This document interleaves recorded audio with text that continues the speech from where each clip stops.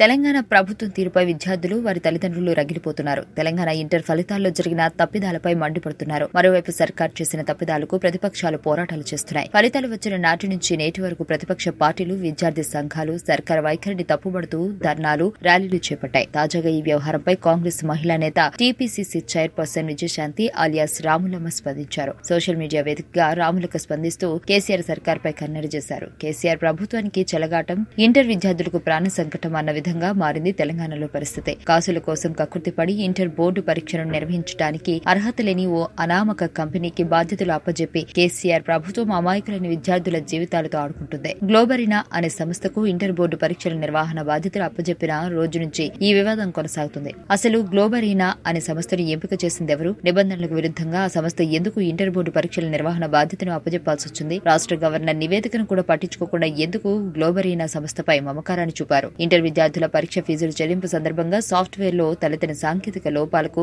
గ్లోబరీనా సంస్థ అనుభవ రాహిత్యమే కారణమని నిపుణులు నిర్ధారించారు. ఈ విమర్శలను పట్టించుకోకుండా ఎందుకు అదే సంస్థకు ఇంటర్ పరీక్షల నిర్వహణ బాధ్యతను అప్పచెప్పారు?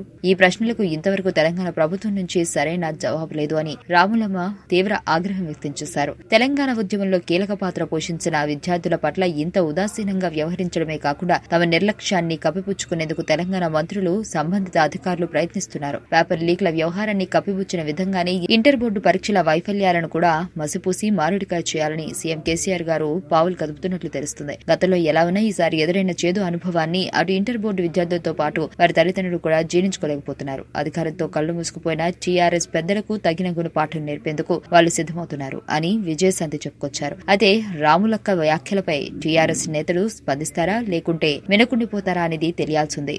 వార్తావాణి న్యూస్ ఛానల్ ఎప్పటికప్పుడు రాజకీయ, సినీ విశేషాలు, స్పోర్ట్స్ మరియు సాంకేతిక పరమైన మరెన్నో విషయాలను మన ముందుకు తెస్తుంది. మరింత సమాచారం కొరకు వార్తావాణి న్యూస్ ఛానల్ ని సబ్స్క్రైబ్ చేయండి.